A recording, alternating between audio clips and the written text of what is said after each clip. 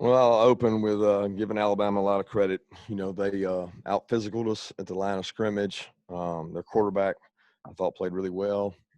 They've got great skill players. We knew that coming in. We were able to contain them a little bit early.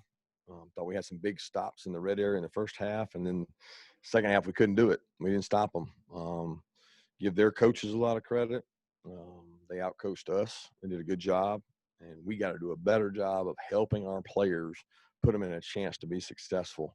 But I was really pleased with the way our guys competed.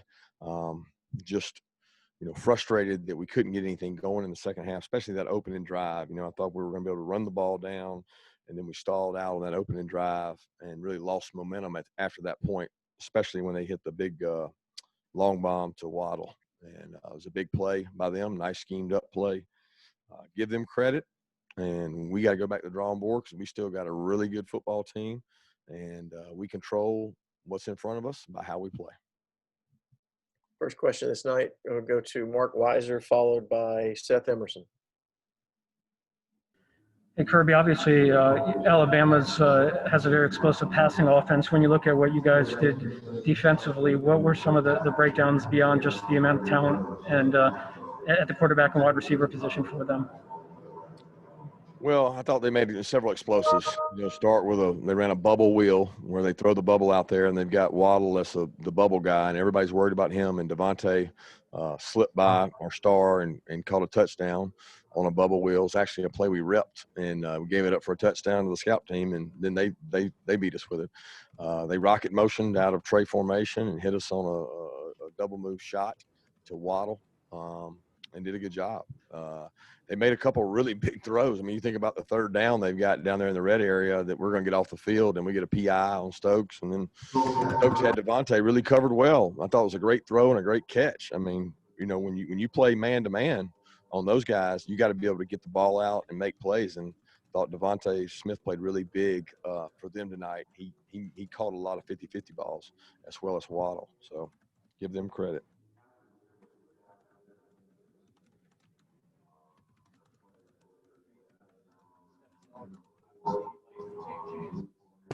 He likes to throw down the middle.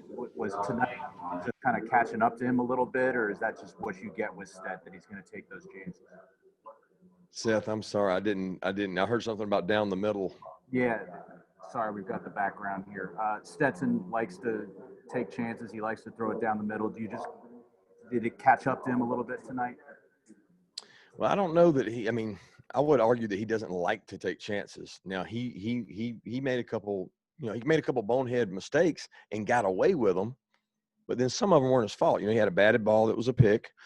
He had a ball that I don't know for sure, but I thought Jermaine could have caught and went through Jermaine's hands a little high, and they picked. But then the bonehead was scrambling out of the pocket and throwing the ball across the field where nobody was there. That was really the poor decision. And there was a couple other poor decisions that didn't cost him, meaning he got away with it, which happened in the Tennessee game. He threw the ball deep into cover two he wasn't supposed to do. So he's not perfect. He's learning. He's growing up. He also made some good throws and made some plays, and he even made some checks to put us in really good situations.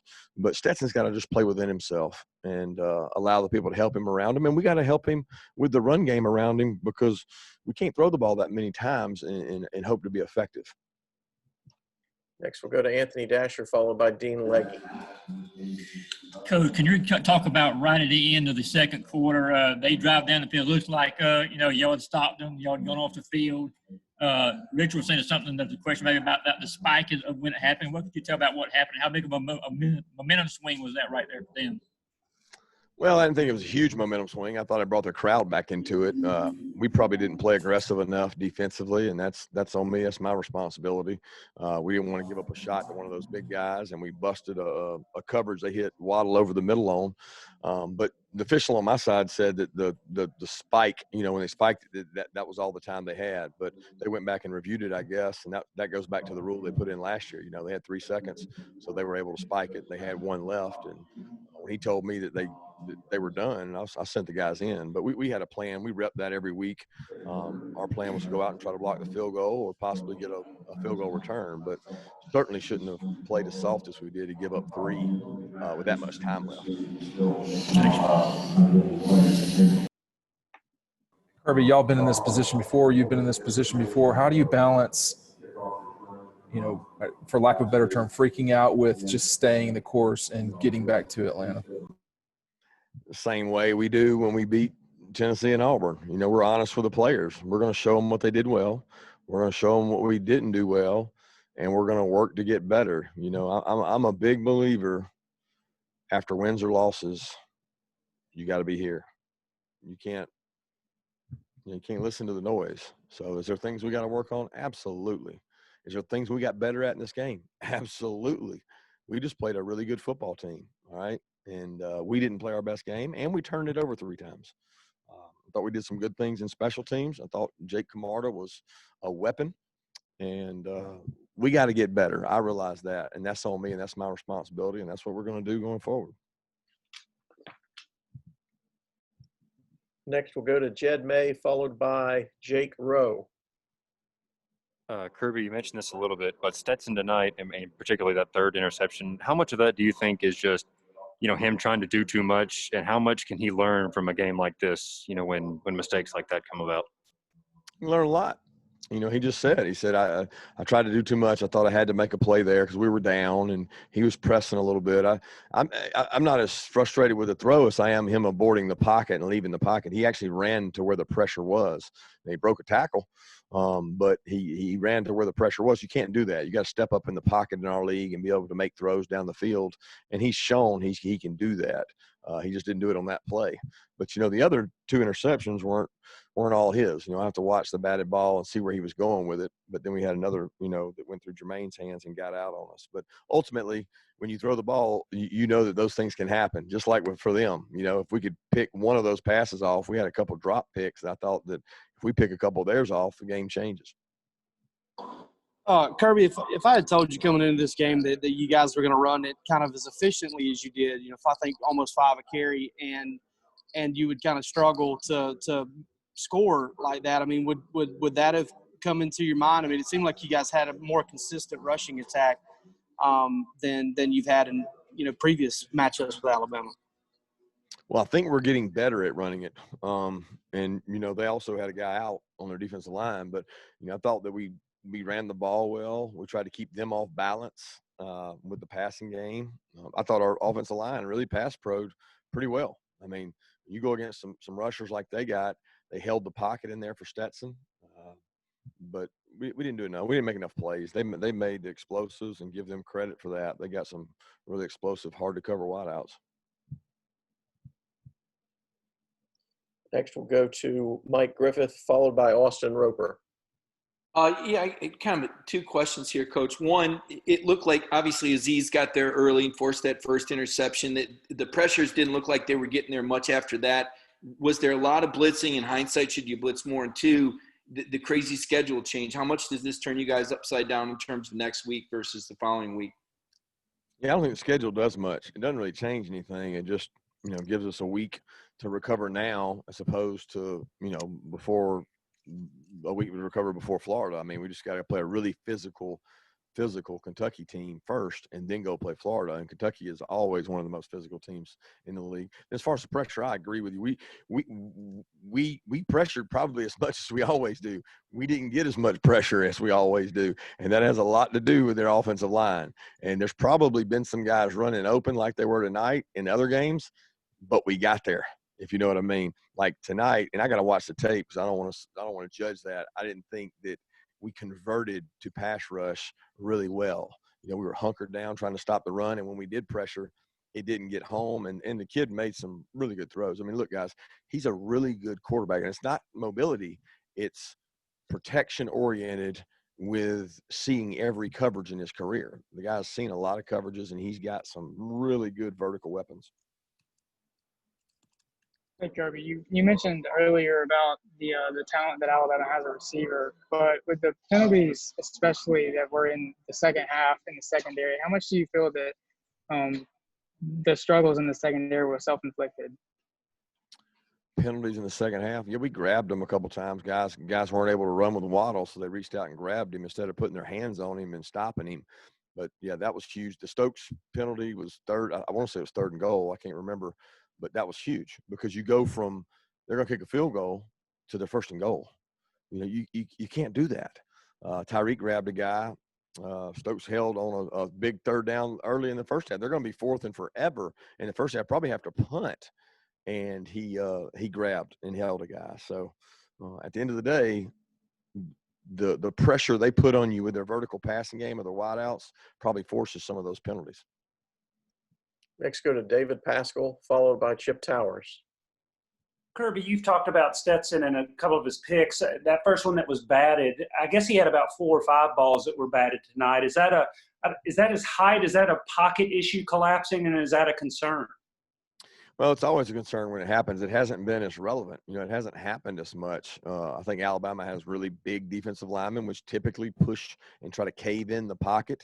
Some of it's looking for a throwing window.